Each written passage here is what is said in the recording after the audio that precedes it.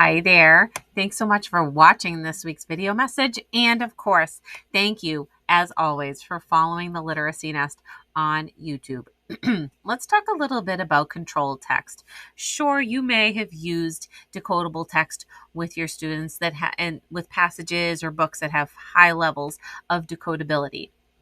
But I want to talk about a different type of control text, and that is text that will give students multiple exposures to specific morphemes to help them build their vocabulary, increase their comprehension, but also to develop their morphological awareness. So I have the latest blog post on the reasons why and tips for using controlled text to build morphological awareness. Now, when you go to that blog post, you're going to see a free handout.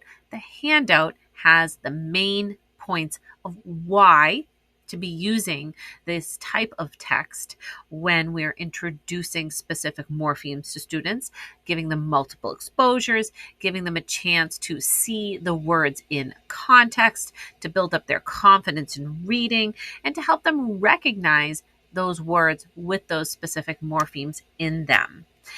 In that blog post, you'll see that there is a 2-page handout. This is a free handout to download.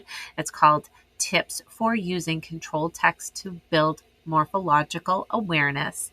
This is a handout really for educators, but also if it's something that you need to pass along to a family, a caregiver, that's certainly fine too, or even in your tutoring facility. When we use controlled text with building morphological awareness, we still want to use direct and explicit instructions. We are going to be directly and explicitly introducing that morpheme first, providing perhaps a photograph with an example of that morpheme, talking about its use, building words perhaps with word matrices, and then gradually moving on to controlled text where students see multiple exposures or lots of words with that morpheme. You'll notice that the text, when we're practicing with morphology, may not have that high level of decodability. That's really not what we're aiming for here. What we're aiming for is to build vocabulary. But at the same time, students do benefit from that extra reading practice to build their fluency. So it's kind of double dipping. We're really not focusing so much on the early decoding skills. What we're focusing more on is picking out those words that may have that morpheme, having students highlighting them, using them perhaps in a sentence, or seeing the way they're used in context. So this particular checklist is going to give you the main points for using controlled text for building morphological awareness.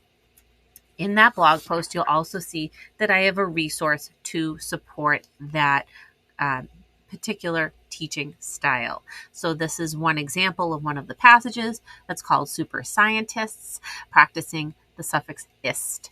Okay, it has a photograph, it has the meaning and some examples here, and then the text is right here with just one question at the end. This is great practice for students to find those words with the suffix ist, highlighting them, and then thinking about the meanings. For instance, what is your favorite thing that you've studied in science class? Okay, and then perhaps they can think about a word with the suffix ist and compose an answer at the bottom.